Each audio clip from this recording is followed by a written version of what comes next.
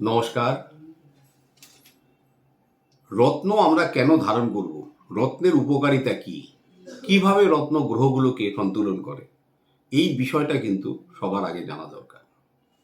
এই ধারণা থেকে বেরিয়ে আসুন শনি খারাপ নীলা, মঙ্গল খারাপ পলা, এবং এই ধারণার বশবর্তী হয়ে অনেক ভুলভাল রত্ন ধারণ করে ফেলছেন এবং তার পরিণাম হয়ে যাচ্ছে ভয়ঙ্কর। প্রথমে আগে জানুন যে একটা রত্ন কি করে, কিভাবে গ্রহকে সন্তুলন করে। আপনি দেখলেন একটা নীলা ধারণ করবেন, নীলার মধ্যে একটা কালার এনার্জি আছে। সেই কালার এনার্জিটা একটা গ্রহের এনার্জির সঙ্গে যুক্ত। সেই এনার্জিটা গ্রহটাকে বল দেয়, মানে তাকে এনার্জাইজ করে, পাওয়ার দেয়।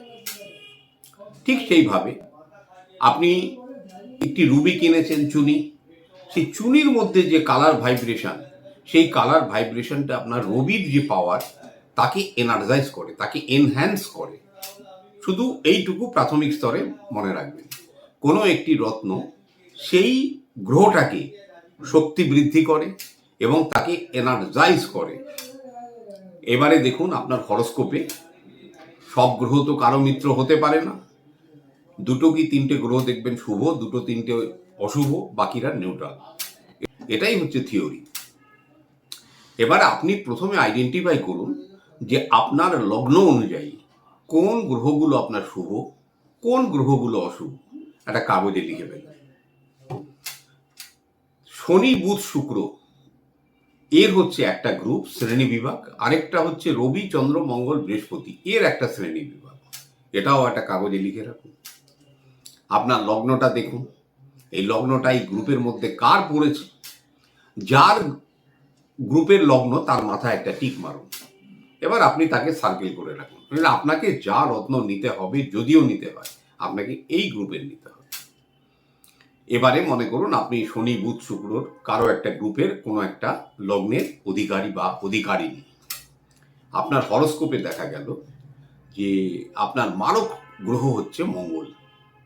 মঙ্গল ষষ্ঠপতি, মারক গ্রহ, এবং অত্যন্ত অনিষ্ট করছে। আপনি তার জন্য পলা নিলেন, কি হবে বলুন তো?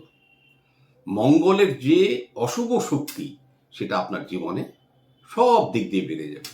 যে মনে করুন আপনাকে একটুখানি আস্তে করে আঘাত করছিল, সে এবার হাতুড়ি দিয়ে আঘাত করতে আরম্ভ করবে। কেন? সে শক্তি বৃদ্ধি হয়েছে। তার শক্তি মানে কি? আপনার জন্য সে অশুভ, তার সেই অশুভ শক্তিটা বৃদ্ধি হয়েছে।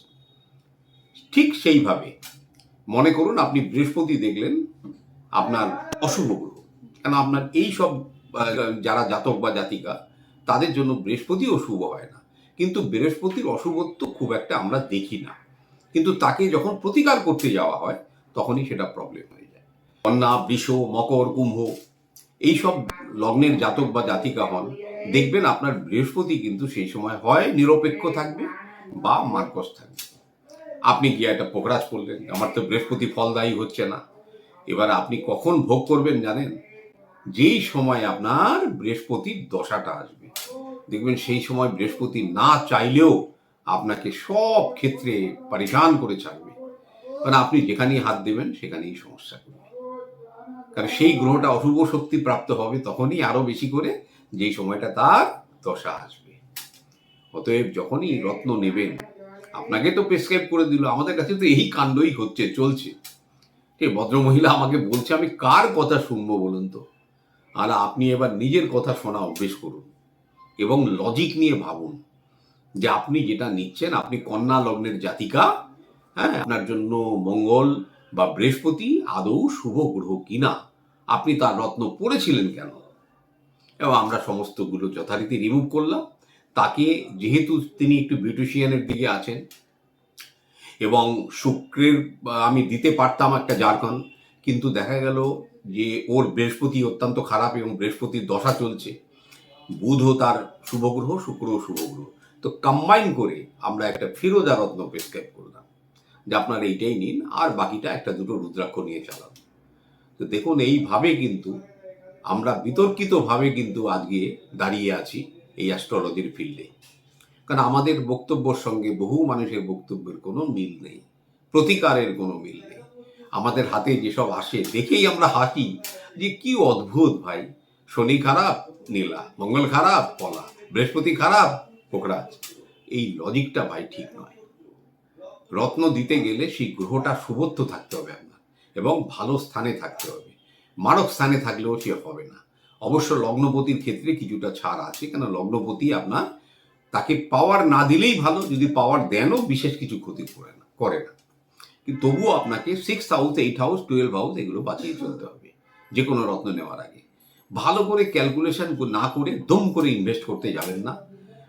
আর যদি দেখেন কোনোদিন একটি ভুল রত্ন, যেমন একটি টোপাজ পড়েছিলেন এই ভদ্রমহিলা, তার জীবনে বিভিন্ন রকম বিশৃঙ্খলতা এসে গেছিল, অনেক রকম দুর্বিপাক এসে গেছিল, তাকে আমরা যা সাজেস্ট করলাম যে কোনো একটি বৃহস্পতিবার একটি কাঁসার বাটির মধ্যে এক টুকরো কাঁচা হলুদ আর যে টোপাজটি উনি ব্যবহার করেছিলেন সেই টোপাজটি ওর মধ্যে রেখে একটু মিষ্টি, মানে একটু হলুদ জাতীয় মিষ্টি আর একটা হলুদ ফুল বা লাল ফুল যে কোনো শিব ঠাকুরের মন্দিরে সোমবার দিন ওটা দান করে দেবেন। যেদিনকে আপনি দান করে দেবেন সেদিনকে দেখবেন বৃহস্পতির যে অশুভ প্রভাব আপনার উপরে ছিল সবগুলো ওখানেই শেষ। আপনি তারপরে যথারীতি ভালো প্রতিকার নিয়ে চলুন, তাতে আপনার জীবনে কিছু সার্থকতা আসবে। রত্ন ধারণ অত্যন্ত কার্যকরী একটা উপায়, বহু প্রাচীনকাল থেকে এর সৃষ্টি।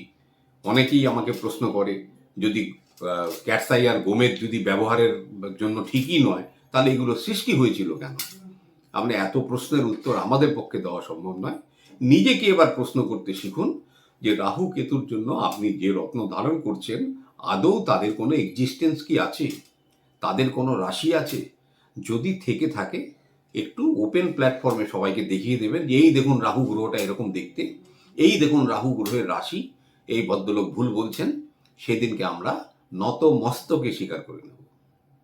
নমস্কার, সবাই ভালো থাকুন। ওম নমঃ শিবায়।